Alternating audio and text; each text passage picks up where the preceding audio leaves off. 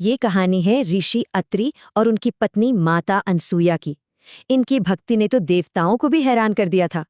तो क्या तपस्या इतनी शक्तिशाली हो सकती है कि देवता भी झुक जाएं? चलिए देखते हैं। माता अनसुया अपने पतिव्रता धर्म के लिए इतनी प्रसिद्ध थी कि तीनों लोकों में उनके चर्चे थे।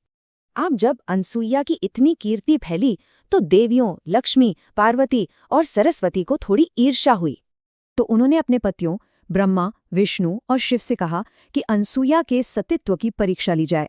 और बस तीनों देव साधु का रूप धरकर पहुंच गए ऋषि अत्रि के आश्रम परीक्षा लेने।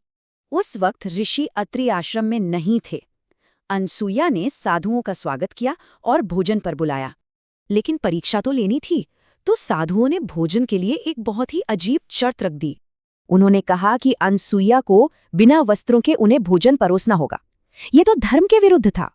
ये सुनते ही माता अनसुया समझ गईं, ये साधारण साधु नहीं, ये तो कोई दिव्य परीक्षा है।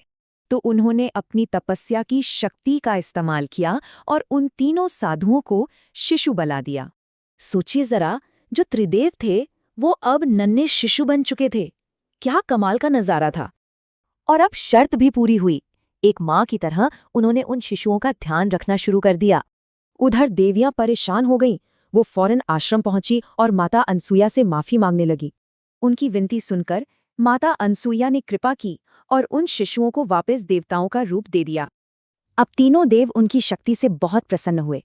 उन्होंने माता अनसुया को एक दिव्य वरदान दिया और इसी वरदान से जन्म हुआ एक ऐसे बालक का जिसमें तीनों देवों का अंश था। ये बालक थे भगवान दत्तात्रेय, ब्रह्मा, विष्णु और महेश तीनों का संयुक्त रूप। तो ये कहानी हमें सोचने पर मजबूर करती है, आखिर सच्ची भक्ति की असली शक्ति क्या हो सकती है।